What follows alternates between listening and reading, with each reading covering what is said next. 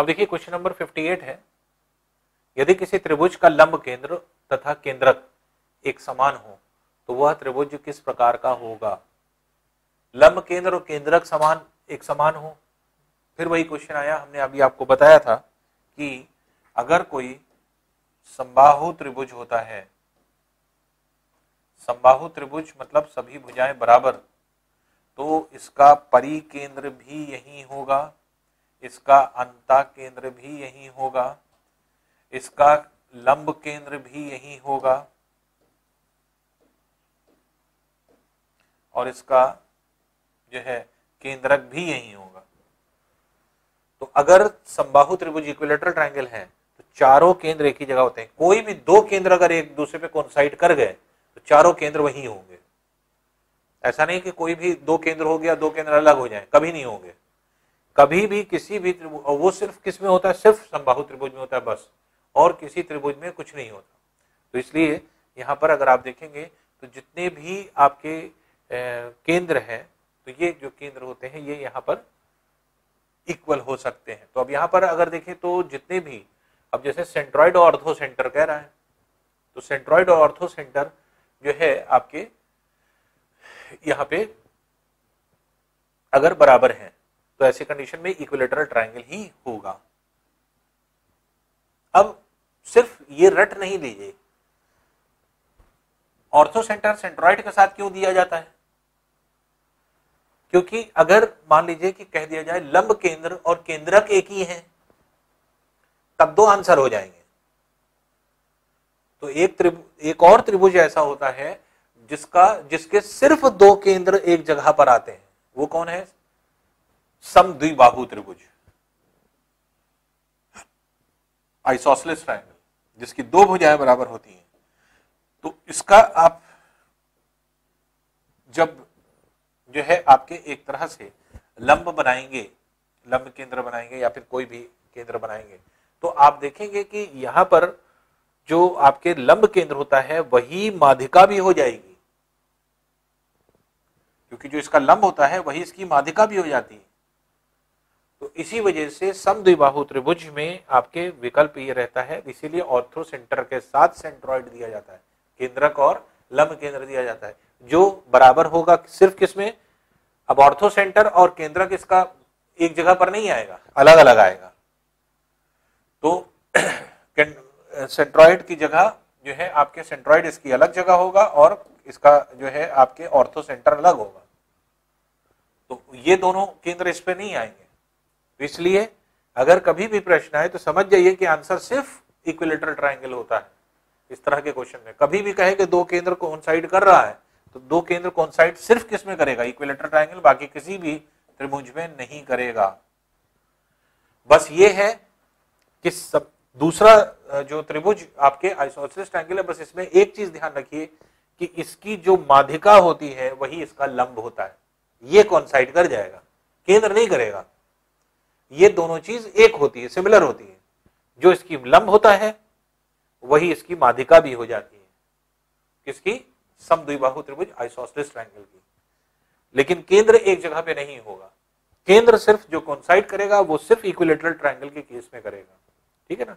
तो दो चीजें जो दूसरे त्रिभुज है जिसमें कि दो चीज कोइंसाइड करें, तो कोइंसाइड करने का मतलब कोइंसाइड अगर करेंगे तो केंद्र नहीं करेगा, बल्कि अगर ये कहा जाए कि किसकी माध्यिका और लंब एक ही होता है तो उसके दो आंसर हो जाएंगे। समबाहु त्रिभुज में भी ऐसा होता है कि समबाहु त्रिभुज की माध्यिका भी अगर आप बनाएं तो वही लंब भी होती है इक्विलेटरल ट्रायंगल में, और आइसोसेलेस ट्रायंगल में भी वही चीज होगी कि जो माध्यिका होगी, क्योंकि मिड पॉइंट पर ही जाकर गिरेगा ये लंब, अगर ये एंगल और ये एंगल बराबर है तो केंद्र अगर कोइंसाइड कर रहा है तो वो इक्विलेटरल ट्रायंगल आंसर हो जाएगा। और अगर कभी दो रेखाओं की बात हो, जैसे लंब और जो है आपसे कह दिया जाए माध्यिकाएं संपाती हैं, कोइंसाइड करती हैं या सिमिलर है, सेम है, या जो लंब के जो लंब है वही जो है आपके माध्यिका है, तो वो दो त्रिभुजों के केस में होता है, वो आइसोसेलेस ट्रायंगल और इक्विलेटरल ट्रायंगल दोनों में होता है। इसलिए हमेशा ध्यान रखिए कि केंद्र को जब भी कोइंसाइड कराए तो हमेशा आंसर क्या रहेगा, इक्विलेटरल ट्रायंगल। उसमें बहुत दिमाग लगाने की जरूरत नहीं है, इक्विलेटरल ट्रायंगल मार करके आगे बढ़िए। ये सब क्या है, थ्योरी पार्ट है। नेक्स्ट है देखिए, आई और ओ त्रिभुज एबीसी के क्रमशः अंतः केंद्र और परिकेंद्र है। बढ़ाई गई रेखा ए आई त्रिभुज एबीसी के परिकेंद्र को डी पर प्रतिच्छेदित करती है। एबीसी एक्स है, बी आई डी वाई है, बीओडी जेड है। Z plus X by Y का मान निकालना है। अब इसका बड़ा डायग्राम बनाए तब क्लियर होगा।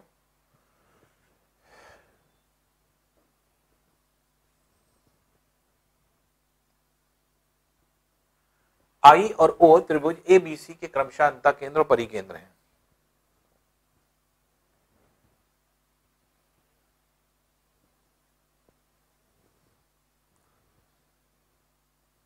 परिकेंद्र है और अंतः केंद्र है। सपोज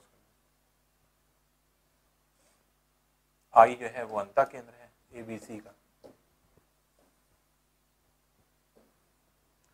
और ओ जो है परिकेंद्र है। ओ है या सी है, ओ है। ए आई बढ़ा दिया गया, त्रिभुज एबीसी परिवृत्त को डी पर मिलता है।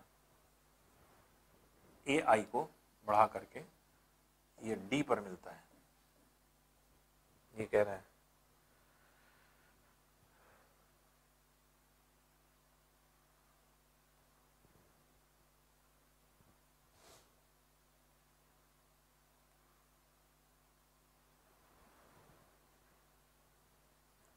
ये ट्रायंगल है, triangle ABC at point D, तो डी पर मिलता है। एबीसी एक्स है, एबीसी एक्स है, ये एक्स है। फिर बी आई डी वाई है, B I D, B I D Y है। फिर बी ओ डी जेड है,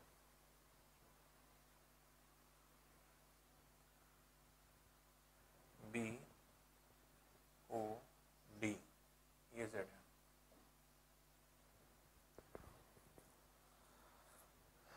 तो एक्स वाई जेड के बीच में रिलेशन निकाल लें। देखिए बहुत आसान है। आसान ये है कि बीडी जीवा से, बीडी जीवा से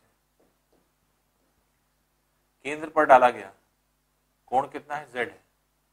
अब परिधि पे डाला गया कोण जेड बाई 2 हो जाएगा।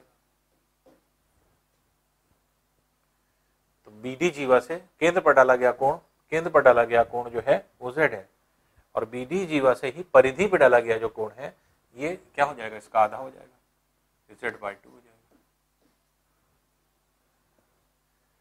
आई जो है वो अंतः केंद्र है, तो बी आई जब मिलाएंगे तो ये एक्स क्या हो जाएगा, दो पार्ट में विभाजित हो जाएगा, एक्स बाई 2 ये हो जाएगा और एक्स बाई 2 ये हो जाएगा। क्योंकि जो अंतः केंद्र होता है ये कोण का अर्धक होता है। और ए बी आई त्रिभुज में ये बढ़ाया गया, ये वाई है, वाई बाह्य कोण है, बाह्य कोण सामने वाले दो कोणों के योग के बराबर है। तो यहां पे अगर आप देखेंगे तो z by 2 plus X by 2 बराबर y के आ रहा है, या आप कहें z plus X by Y 2 LCM हो जाएगा, 2 क्रॉस मल्टीप्लाई कर दिया 2, तो इसी को आपको निकालना था। तो इसलिए z plus X by Y का मान कितना हो गया, 2 हो गया। वैल्यू 2 हो गई, इसलिए सी वाली वैल्यू जो है आपके 2 है।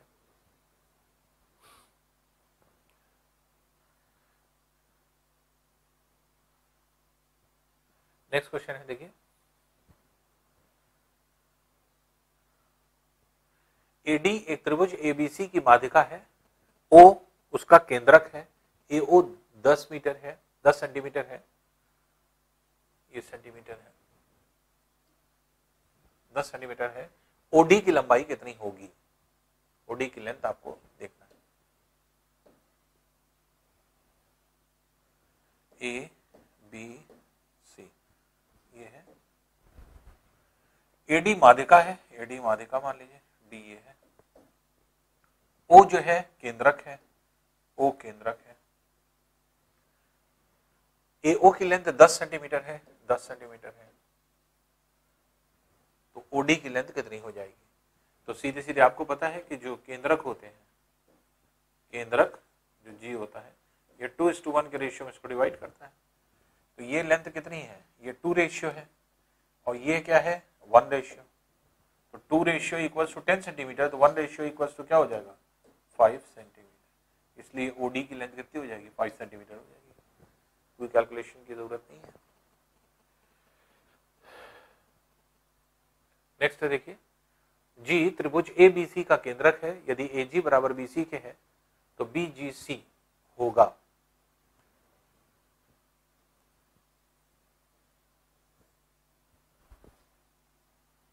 ए बी सी ये त्रिभुज है, जी इसका केंद्रक है, तो सभी के मध्य बिंदु को मिला दीजिए,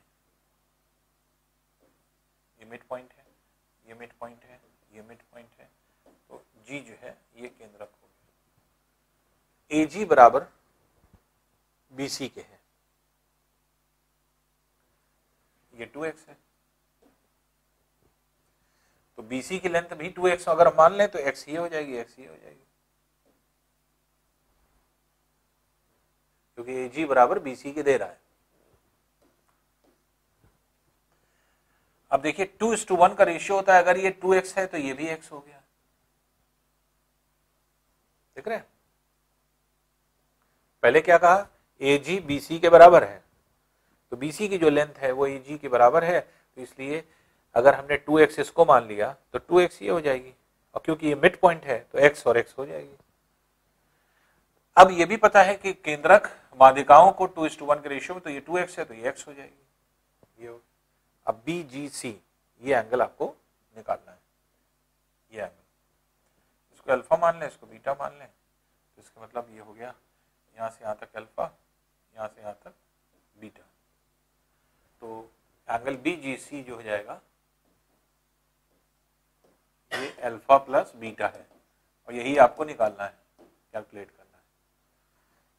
तो देखिए इस ट्रायंगल में अगर हम देखें, डी इसको मान लें, तो ये लेंथ बराबर है, इसलिए दोनों कोण बराबर होंगे, ये और ये एंगल बराबर होगा, तो ये अल्फा है तो ये भी क्या हो जाएगा? अल्फा हो जाएगा।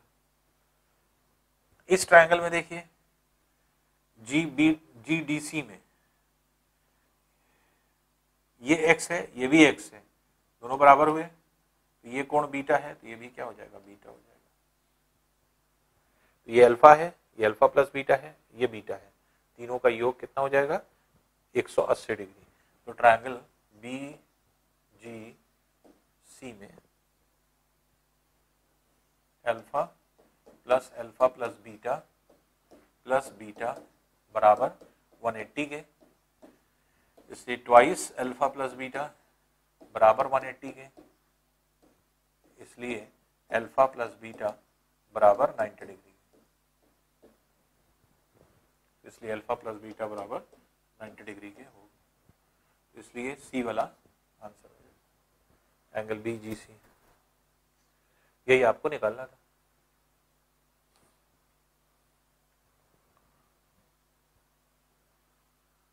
नेक्स्ट देखिए, त्रिभुज के शीर्ष लंबों के प्रतिच्छेदित बिंदु को क्या कहा जाता है? जो शीर्ष लंब होते हैं वो ऑर्थोसेंटर कहलाते हैं। हमने आपको बताया था कि अगर अक्यूट एंगल है तो उसका लंब केंद्र यहां ऐसे बनता है।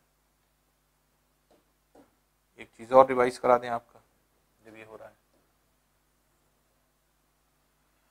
तो अगर अक्यूट एंगल है, न्यून कोणीय त्रिभुज है, यहां से इसको लंब डालें, यहां से लंब डालें, यहां से लंब डालें, ये लंब केंद्र हो गया ऑर्थोसेंटर। तो हमेशा न्यून कोण त्रिभुज का लंब केंद्र त्रिभुज के अंदर आता है। राइट एंगल ट्रायंगल का लंब केंद्र 90 बनाने वाले वर्टेक्स पर आता है। ABC अगर ये है, A से अगर BC पर लंब डालेंगे तो यही लंब होगा, C से ए बी पर लंब डालेंगे तो यही लंब होगा, बी से ए सी पर लंब डालेंगे तो ये होगा, और तीनों रेखाएं कहाँ मिल रही हैं, ये, इसलिए यही हो जाएगा वो। तो किसी भी जो है आपके राइट एंगल ट्रायंगल पर जो है आपके जो लंब केंद्र होता है वो कहाँ पे होता है, 90 बनाने वाले शीर्ष पर, 90 वाले एंगल पर।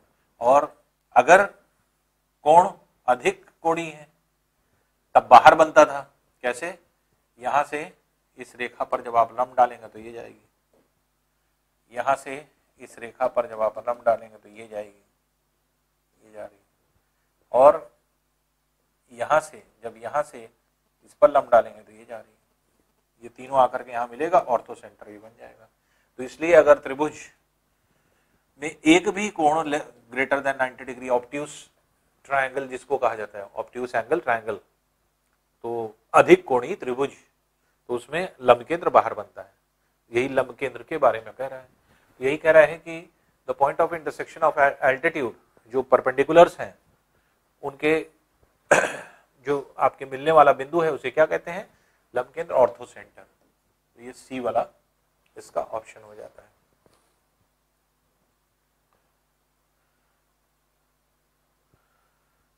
नेक्स्ट है देखिए, ट्रायंगल एबीसी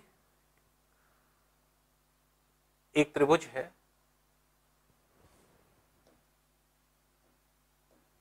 एक त्रिभुज है, डीईएफ क्रमशः एसी एबी बीसी भुजाओं के मध्यबिंदु हैं। डीईएफ का परिकेंद्र क्या होगा यही देखना है। रिक्त स्थान की पूर्ति निम्न में से किसी एक विकल्प से कीजिए। एबीसी एक त्रिभुज है, डीईएफ एसी एबी और बीसी के मध्यबिंदु हैं। तो ए बी सी ए है, सपोज कर लीजिए, डी एसी का मध्य बिंदु है, ई ए बी का मध्य बिंदु है, और एफ बी सी का मध्य बिंदु है। तो त्रिभुज डी ई एफ का परिकेंद्र, तो डी ई एफ का जो परिकेंद्र होगा वो इस तरह से बनेगा, और वही इस त्रिभुज का क्या हो जाएगा, अंतावृत्त हो जाएगा। डीईएफ का जो परिकेंद्र हो, परिवृत्त होगा, सरकम सर्कल होगा, वही इस एबीसी का अंता वृत्त हो जाएगा, इन सेंटर हो जाएगा। तो ये कह रहा है कि त्रिभुज डीईएफ का परिकेंद्र क्या होगा, ये होगा आपके अंता केंद्र, जो कि किसका होगा, आपके ए बी सी का। तो ये हो जाएगा बी वाला ऑप्शन हो जाएगा।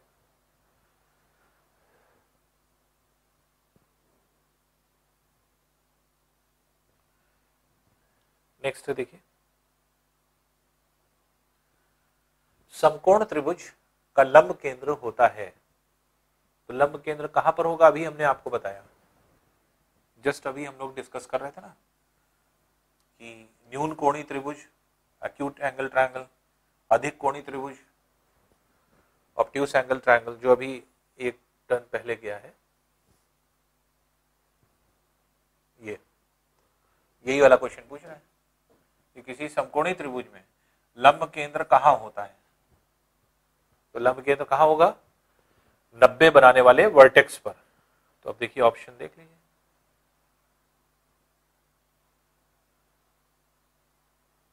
यही कह रहा है समकोणीय त्रिभुज का लंब केंद्र कहां होता है। ये है at the right angular vertex, इस वर्टेक्स पर जो राइट एंगल बना रहा है, राइट एंगुलर वर्टेक्स, यहां से ए बी सी अगर हमने इसको किया तो यहां से इस पर जब लंब डालेंगे बी सी पर तो ये जाएगा, सी से जब लंब डालेंगे तो ए बी पर तो ये जाएगा, और बी से जब इस पर लंब डालेंगे तो ये जाएगा। अब तीनों लंब यहां से गुजरेंगे, इसलिए यही क्या हो जाएगा, यही ऑर्थो सेंटर हो जाएगा। तो इसलिए एट राइट एंगुलर वर्टेक्स, समकोणीय शीर्ष पर, तो समकोण बनाने वाले राइट एंगल के शीर्ष पर। नेक्स्ट है देखिए, जी त्रिभुज ए बी सी का केंद्रक है, ए जी बराबर बी सी के है, बी जी सी की लेंथ कितनी होगी। अभी जस्ट हम लोग ने क्वेश्चन किया इसको,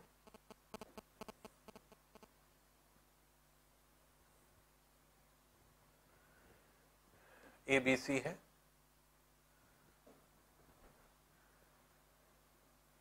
केंद्रक बना दें डी, जी ये है,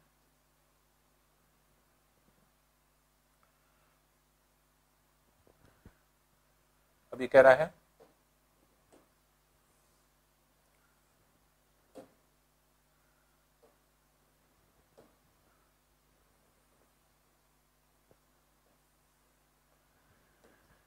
ए बी सी है, यहां से लंब डाला, सॉरी माध्यिका है ए डी, जी इसका केंद्रक है, इसको ज्वाइन कर दिया, इसको ज्वाइन कर दिया,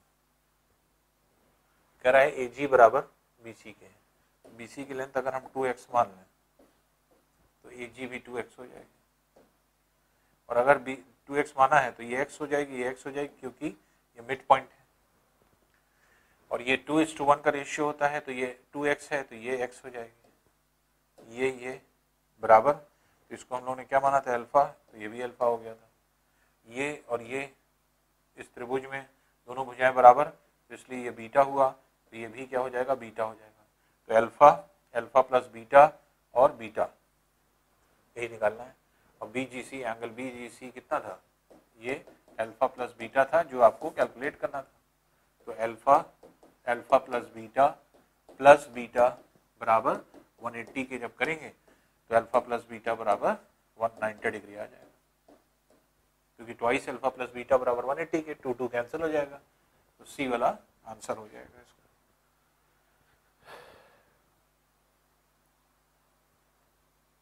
नेक्स्ट है देखिए, यदि त्रिभुज आई त्रिभुज ए बी सी का अंतः केंद्र है, एंगल बी 70 डिग्री है, बी सी 50 डिग्री है, तो बी आई सी का परिणाम मैग्नीट्यूड क्या होगा। ए बी सी ये है, आई जो है इसका अंतः केंद्र है, एंगल बी 70 डिग्री है, ये 70 डिग्री है, एंगल सी 50 डिग्री है, ये 50 डिग्री है, तो इसके मतलब ए ये हो गया 60 डिग्री। अभी हमने आपको बताया था दो तरीके से आप इसको निकाल सकते हैं, डायरेक्ट थ्योरम से आप निकाल लें।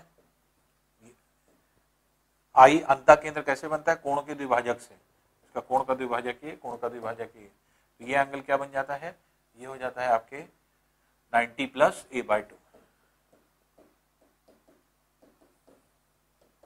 तो 90 प्लस 60/2, तो 90 प्लस 30 दैट इज 120 डिग्री, इसलिए इसका वैल्यू क्या हो जाएगी, 120 डिग्री आंसर हो जाएगा।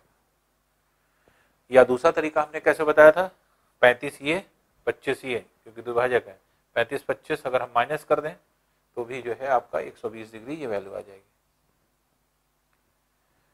नेक्स्ट है देखिए, यदि ए बी सी डी त्रिभुज की भुजाएं हैं, त्रिभुज की भुजाएं हैं और A square plus B square plus C square बराबर A B plus B C plus C है, तो त्रिभुज है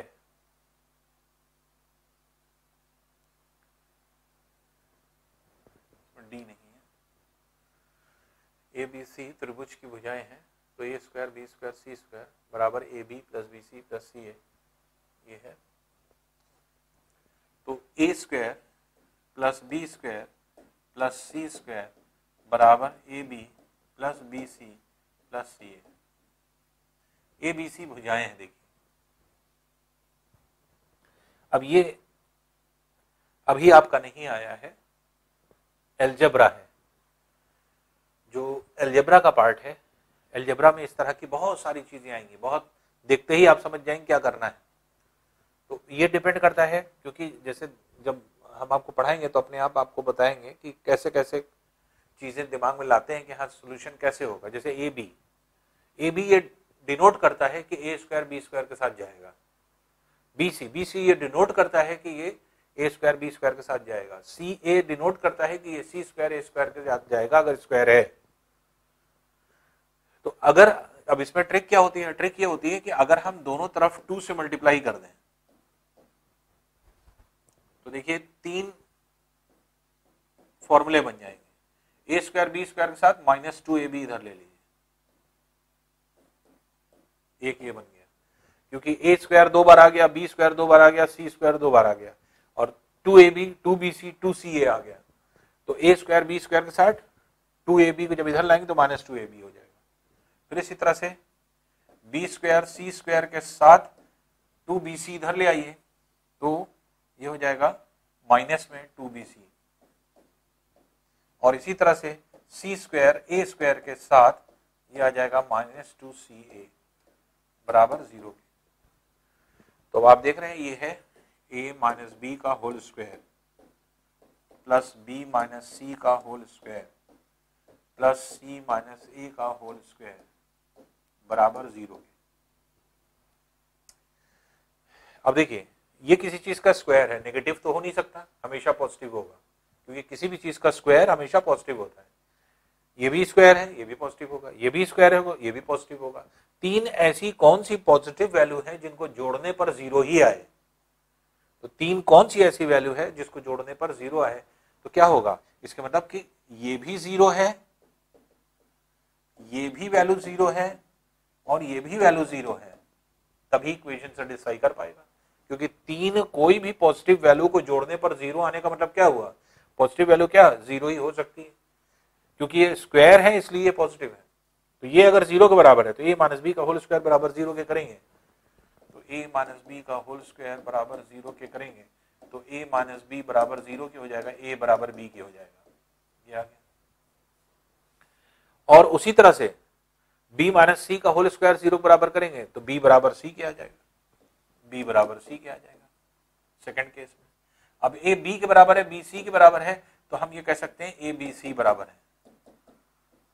और a b c क्या थे, त्रिभुज के 3 भुजाएं थी a b c, और तीनों अगर बराबर हैं तो क्या होंगी, ये कौन सा ट्रायंगल बनेगा, इक्विलेटरल ट्रायंगल, समबाहु त्रिभुज।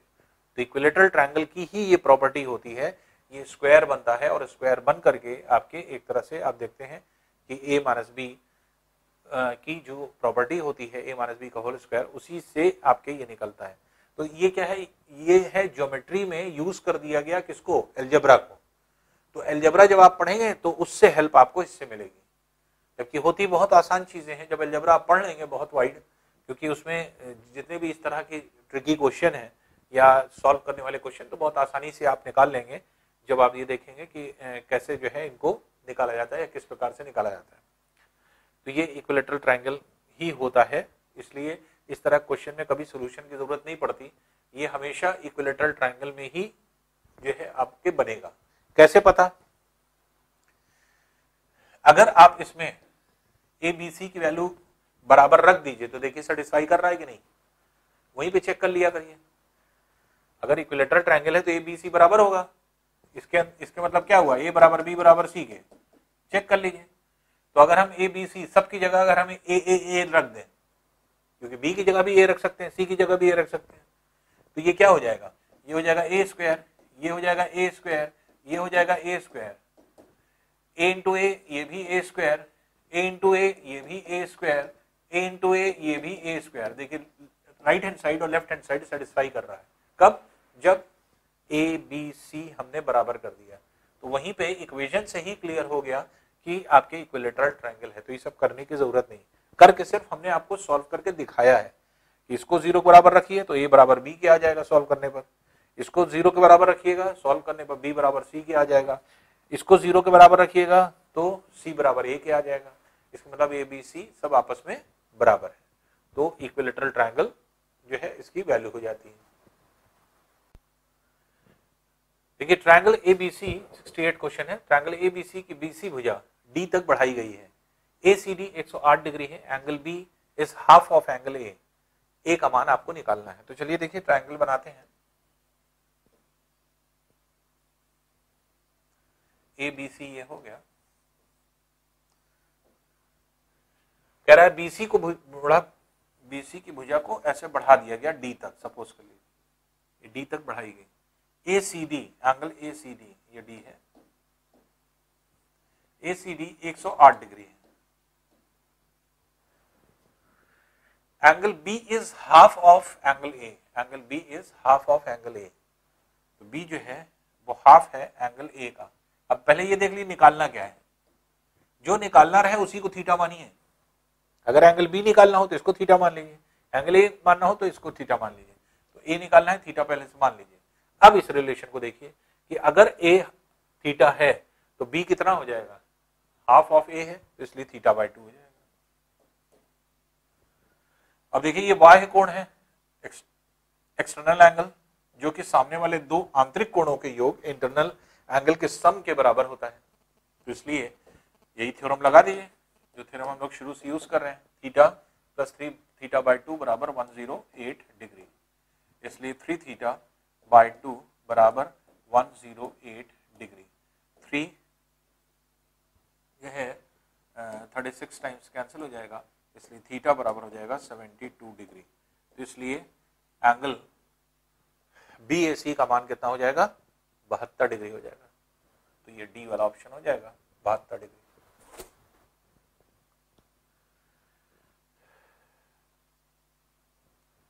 नेक्स्ट है देखिए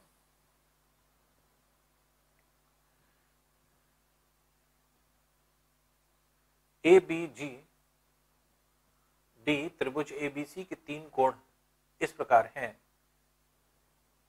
ABG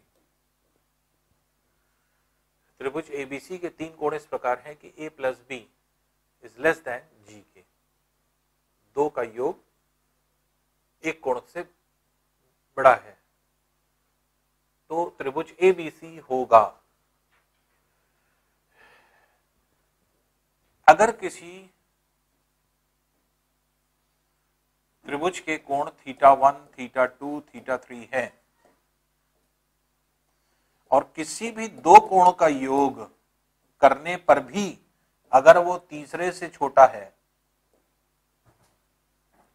कोई भी दो का योग करने पर तीसरे से छोटा है, तो इसका मतलब ये कौन सा त्रिभुज हुआ, तो ये शो करता है ये त्रिभुज जो है ये ऑब्ट्यूस एंगल ट्रायंगल है। अधिक कोणीय त्रिभुज है, तो अधिक कोणीय त्रिभुज में ही ऐसा होगा कि दो कोणों का योग भी तीसरे कोण से छोटा हो जाएगा। जैसे फॉर एग्जांपल मान लीजिए अब ये कोण मान लीजिए हमने मान लिया 140 डिग्री, तो ये और ये एंगल कुछ भी माने आप, जैसे मान लीजिए 10 डिग्री ये है तो 30 डिग्री ये हो जाएगा, 20 डिग्री ये है 20 डिग्री ये हो जाएगा। तो इन दोनों का योग हमेशा क्या होगा, इससे क्या होगा, हमेशा कम होगा। तो 90 से जैसे ही ये ज्यादा हुआ तो इन दोनों का योग हमेशा क्या होगा, इससे कम होने लगेगा। और ये कंडीशन कब होती है, ये कंडीशन हमेशा तब होती है ऑब्ट्यूस एंगल ट्रायंगल। इसलिए जो है अधिक कोणीय त्रिभुज में ऐसा होगा कि किसी भी दो कोण का योग, कोई भी जो दो छोटे कोण है, न्यून कोण, एक्यूट एंगल की बात कर रहे हैं, कोई भी दो कोण नहीं, कोई भी दो कोण। अब इसका डायग्राम ये नहीं है, इसका डायग्राम क्या है, डायग्राम ये है, क्योंकि ये ऑब्ट्यूस एंगल ट्रायंगल है। हमने तो ऐसे ही थीटा 1, थीटा 2, थीटा 3 मांग लिया था। अब एक्चुअल डायग्राम इसका ये है, थीटा 3 की वैल्यू हमेशा बड़ी होगी थीटा 1 और थीटा 2 से। अगर थीटा 3 क्या है, मोर देन 90 डिग्री है, तो थीटा 3 की वैल्यू जो है ये हमेशा मोर देन 90 डिग्री होगी, 90 डिग्री से ज्यादा। तो ऑब्ट्यूस एंगल ट्रायंगल में ऐसा होगा।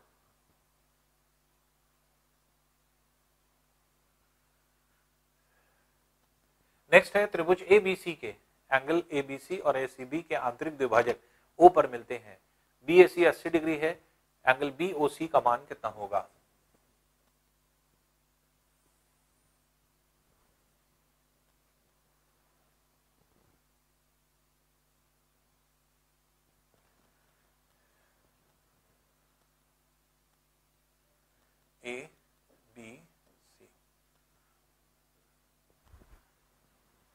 अब ये कह रहा है ABC का द्विभाजक, ये हो गया, ACB का द्विभाजक जो ये हो गया, ये दोनों कहां मिल रहे हैं, ये दोनों I पर मिल रहे हैं, O पर मिल रहे हैं सॉरी, और BOC एंगल निकालना है। तो BOC का मान जो है कितना हो जाएगा, आपको पता है कि थ्योरम से हम लोग कैसे निकालते हैं इसको, तो ये हो जाता है 90 + a/2, और एंगल BAC का मान दिया हुआ है 80 डिग्री, ये 80 डिग्री है, तो ये कितना हो जाएगा 90 + 80/2 दैट इज 40, ये हो जाएगा 130 डिग्री, तो 130 डिग्री आपके ये होगा, तो 130 डिग्री ये वैल्यू होगी 70 डिग्री। तो नेक्स्ट क्वेश्चन देखें,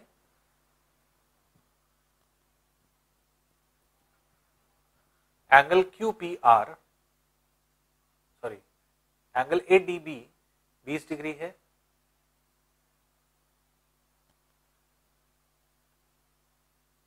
ADB 20 डिग्री है, BD पर एक ऐसा बिंदु है जो AB AC को बराबर करता है, CD CA को बराबर करता है, तो एंगल ABC का मान कितना होगा।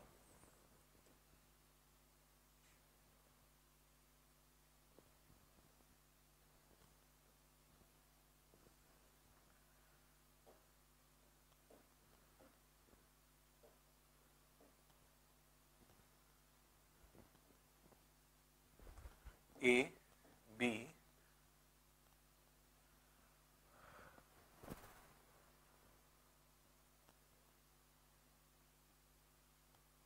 ADB बराबर 20 डिग्री है,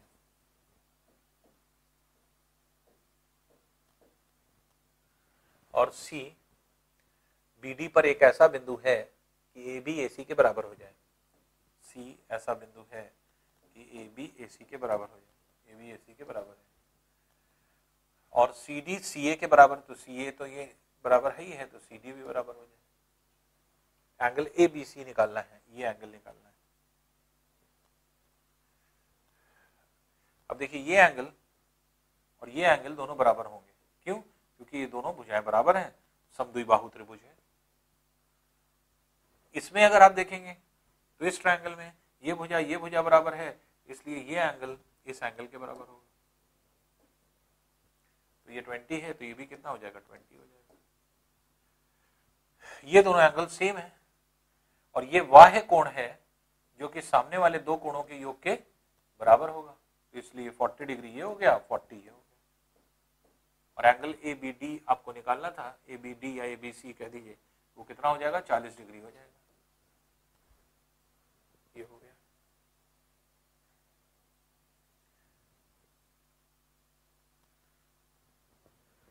ये आपके गलत लाइन आ गई है, इससे मतलब नहीं है। तो ये जो है आप देखेंगे तो एंगल इस तरह से निकल आएगा, जैसे कह रहा है ABD ये है, जिसमें एंगल ADB 20 डिग्री है, BD पर C ऐसा बिंदु है कि AB AC बराबर हो जाए, AB AC को बराबर कर दें, और CA CD भी बराबर हो जाए। तो अगर ये 20 है तो ये दोनों एंगल अगर बराबर हैं, भुजा बराबर है, तो एंगल भी बराबर होंगे, 20 ये। उसी तरह से जब AB AC बराबर है तो ये कोणों के बराबर होगा, और ये एंगल कितना हो जाएगा, ये बाह्य कोण है, एक्सटर्नल एंगल है, जो सामने वाले दो इंटीरियर एंगल के योग के बराबर होगा। तो 20 + 20 40 हो गया, और ये 40 है तो ये भी 40 हो गया, तो ABC का मान 40 डिग्री आ जाएगा।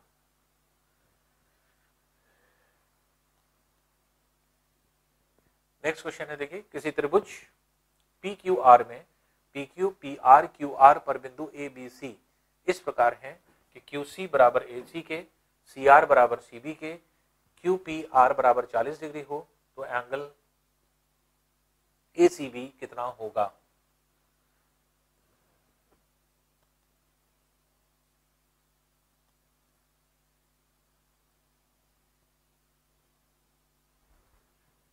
PQR ये आपके त्रिभुज है। PQR त्रिभुज में PQ पर A ऐसा बिंदु है जिससे QC AC बराबर हो जाए। PQ पर ये ऐसा बिंदु है कि QC बराबर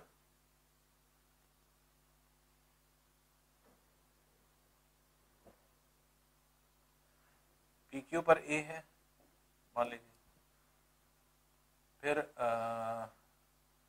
PR पर B है और इस पर C है।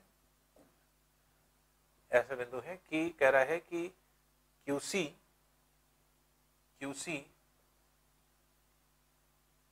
AC के बराबर हो जाए,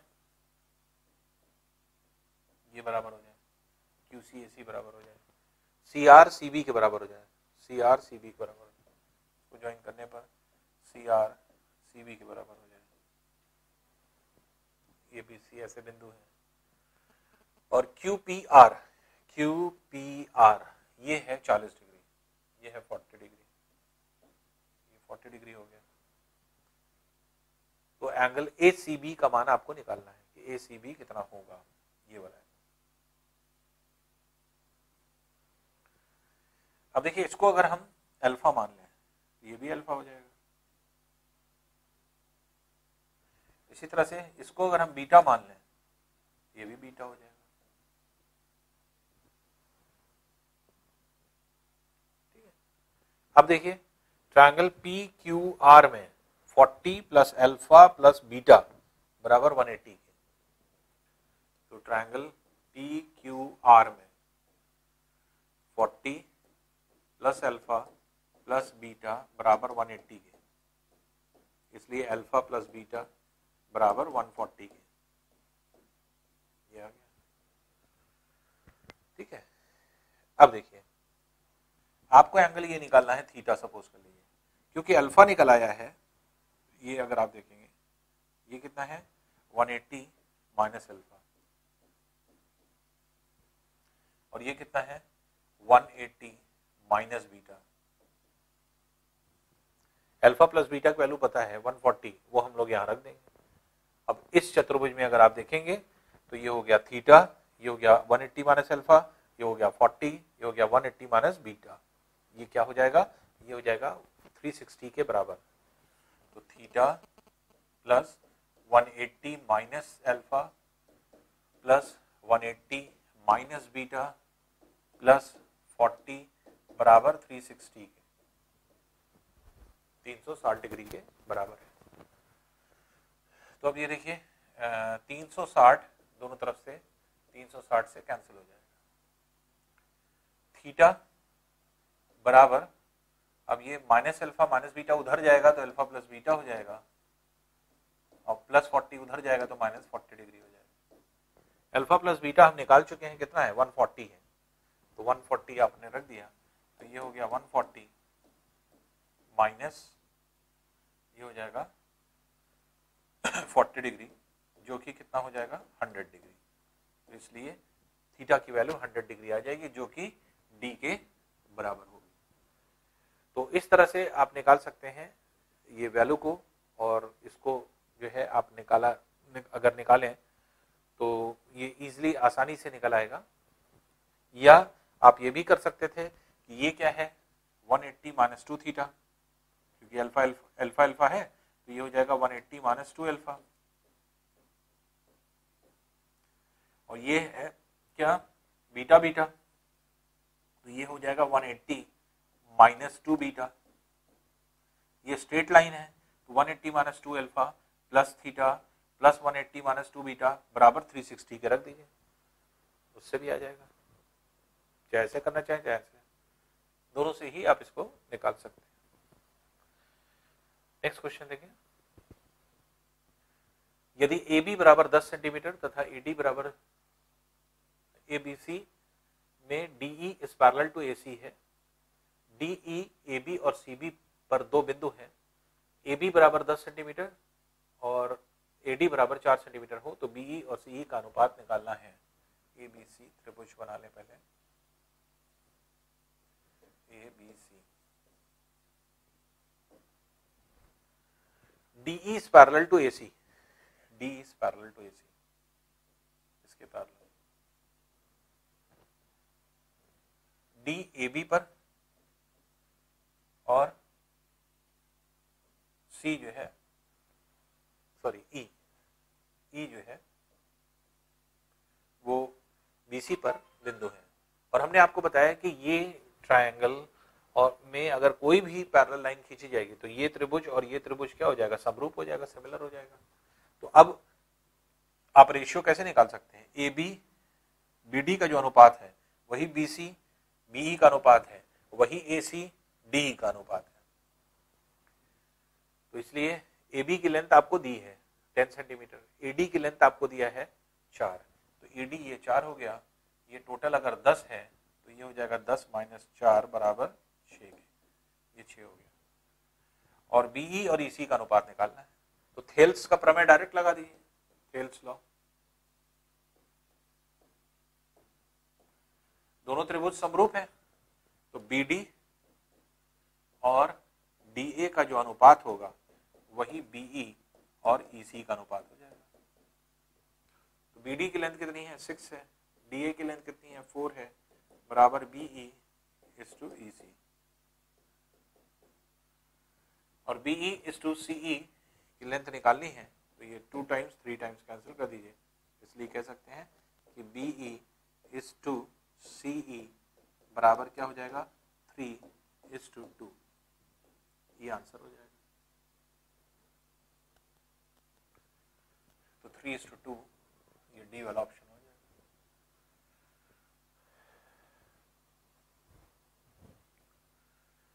नेक्स्ट क्वेश्चन है, देखिए,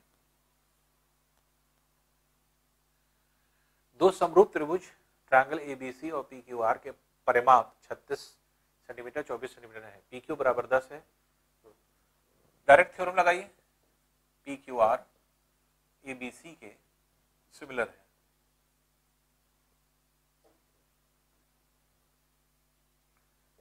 ABC जो है ये सिमिलर टू ट्रायंगल PQR है, ये दिया हुआ। तो इसलिए आपको पता है कि जिस अनुपात में भुजाएं होती हैं AB PQ BC QR AC PR, उसी अनुपात में इनके परिमाप होते हैं त्रिभुज के। तो पेरीमीटर ABC और पेरीमीटर PQR ये हो जाएगा। अब देखिए AB की लेंथ आपको निकालनी है, PQ 10 सेंटीमीटर दिया है, परिमाप दिया है ABC का, ये दिया है 36 और ये दिया हुआ है 24, बाकी इनको हटा दीजिए 20, इसका कोई काम नहीं। तो 12 2 टाइम्स 3 टाइम्स ये कैंसिल हो गया, 2 5 टाइम्स ये कैंसिल हो गया, तो 5 इंटू 3, तो AB की लेंथ कितनी आ जाएगी, 15 सेंटीमीटर आ जाएगी।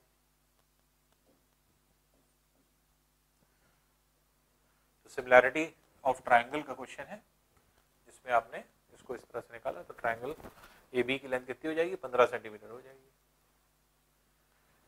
नेक्स्ट है, देखिए,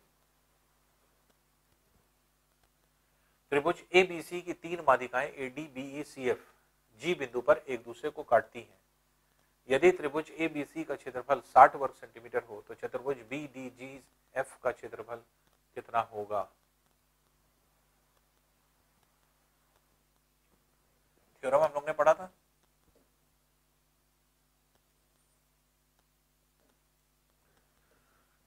ABC, AD एक जीवा है, BE CF ये केंद्रक है जी। केंद्रक माध्यिकाओं को 2:1 के रेशियो में बढ़ता है और सभी माध्यिकाएं त्रिभुज को 6 बराबर क्षेत्रफलों में विभाजित कर देती हैं। तो त्रिभुज ABC का क्षेत्रफल कितना हुआ, 60 सेंटीमीटर स्क्वायर। तो हर एक त्रिभुज का 6 भाग हो गए, तो ईच ट्रायंगल का क्षेत्रफल कितना हो जाएगा, 1/6 हो जाएगा 60 सेंटीमीटर स्क्वायर का, जो कि कितना हो जाएगा 10 सेंटीमीटर स्क्वायर। अब इसमें जिसका भी पूछा हो जैसे 10 सेंटीमीटर स्क्वायर ये हो गया, 10 सेंटीमीटर स्क्वायर ये हो गया, 10 सेंटीमीटर स्क्वायर ये हो गया, 10 सेंटीमीटर स्क्वायर ये हो गया, 10 सेंटीमीटर स्क्वायर ये हो गया और 10 सेंटीमीटर स्क्वायर ये हो गया। क्षेत्रफल बराबर होते हैं। तो अब ये क्षेत्रफल आपके इक्वल हो गए। अब जो पूछा जाए वो निकाल लीजिए। तो BDGF चतुर्भुज BDGF ये क्षेत्रफल निकालना है आपको। तो 10 + 10 20 हो जाएगा। दो ट्रायंगल हैं, तो ये सब करने की जरूरत नहीं है, सब तो दिमाग से हो जाएगा खुद ब खुद। ABC 60 है, 60 का 1/6 भाग करिए, 10 सब हो गए। डायग्राम में देखा BDGF निकालना है, तो दो ट्रायंगल है तो 10 10 20 सेंटीमीटर आंसर हो जाएगा। तो चतुर्भुज BDGF का क्षेत्रफल कितना हो जाएगा? Triangle BDG plus triangle BFG, जो कि 10 centimetre square plus 10 centimetre square, जो कि 20 सेंटीमीटर स्क्वायर के बराबर हो जाएगा।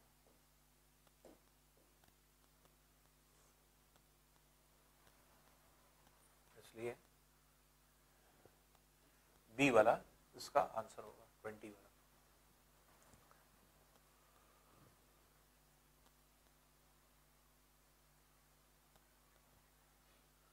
नेक्स्ट है, देखिए, यदि PQR त्रिभुज का परिकेंद्र O है, OX लंब है PQ पर, PX QX के बीच क्या संबंध होगा?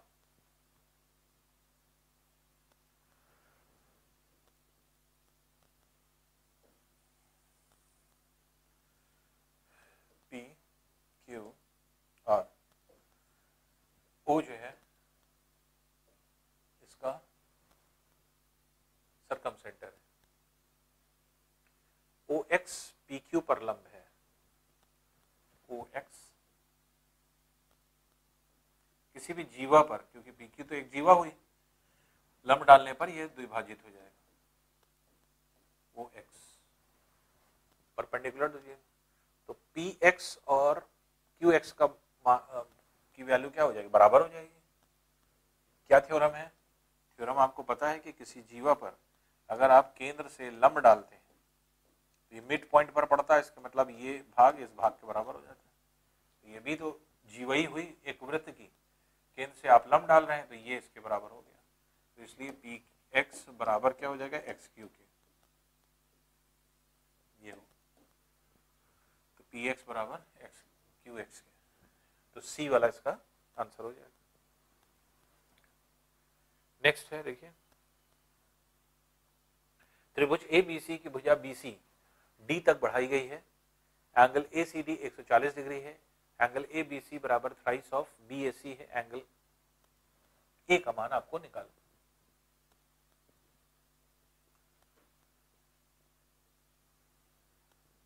ABC है, BC भुजा को बढ़ाया गया है D तक, कह रहा है ये D तक बढ़ाया गया है, एंगल ACD ये 140 डिग्री, ये है 140 डिग्री। ABC का मान 3 टाइम्स टू एंगल BAC है। निकालना क्या है? Angle A। इसी को पहले थीटा मान लीजिए, उसके बाद फिर देखते हैं, डिसाइड करते हैं दूसरा क्या होगा। तो BAC का मान थीटा हो गया, और थीटा का अगर हम 3 टाइम्स कर दें तो ABC हो जाए, तो ABC ये हो जाएगा 3 टाइम्स 3 थीटा। तो जो पहले मानना है, निकालना है, वो उसको थीटा मान लीजिए। अब देखिए, इस ट्रायंगल में ये बाह्य कोण है जो सामने वाले दो कोणों के योग के बराबर होगा, इसलिए थीटा प्लस 3 थीटा बराबर 140,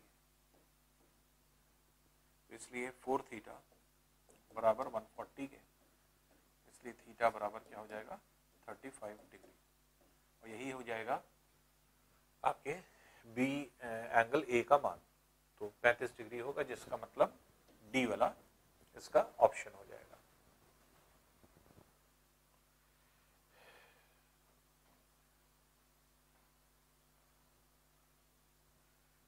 किसी समभुज त्रिभुज के भीतर किसी भी बिंदु से भुजाओं पर लंबों की लंबाइयां ABC है, उसका क्षेत्रफल कितना होगा? समभुज त्रिभुज के भीतर कोई इक्विलेटरल ट्रायंगल है, इक्विलेटरल ट्रायंगल है जहां पर उसकी जो है आपके भुजा की लंबाई आपके दी हुई है और वहां से लंब डाला गया है।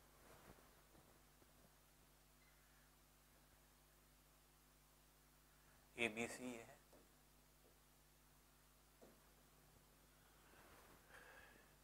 किसी एक बिंदु, कोई एक ऐसा बिंदु ले लें, यहां से, अब ये भुजाएं तो बराबर हैं, मान लीजिए x x x है, यहां से जो इस पर लंब पड़ रहा है ये अलग अलग है डिस्टेंस, ये कह रहा है।